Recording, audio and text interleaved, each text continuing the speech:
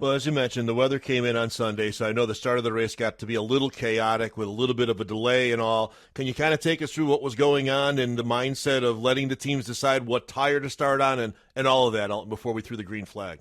Yeah, I mean, right off the bat, we had to throw an audible there, or call an audible, Pete, based on the weather. We had all intentions to start the race in dry conditions and dry tires. And even when it started sprinkling there, okay, we'll roll them off, let them make a recon lap, kind of see what the facility looks like, bring them back down pit road, per the rule book, give them an opportunity to change tires. It would have been their option to put on wets.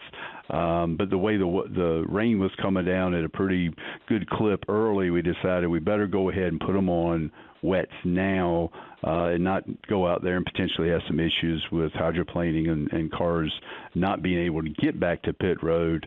So we obviously called the audible, got them on wets, and then drove around and then let them, kind of get a visual of what they're going to be racing against, and then brought them back down pit road and gave them the option to change. So that's kind of the way it unfolded. And then once, we dropped the green flag, we're out of the tire business on the road courses, and just thought the teams made really good decisions. They had strategy.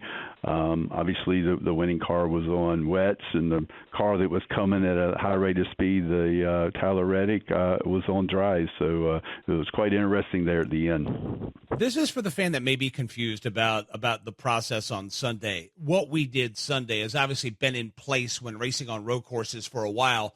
But a couple of weeks ago at Loudon, there was that, teams not allowed to do what they wanted to do with their tires. It was more of a controlled situation. Is what we got Sunday eventually what you would like the oval wet weather situation to gear its way towards, to where you can, quote unquote, get out of that tire business that you just alluded to there? Yeah, short answer is yes, Mike. When we started the short oval, wet weather, damp weather program, it was baked in that we would not have competitive stops to start with. That's just part of that program, and it's completely different.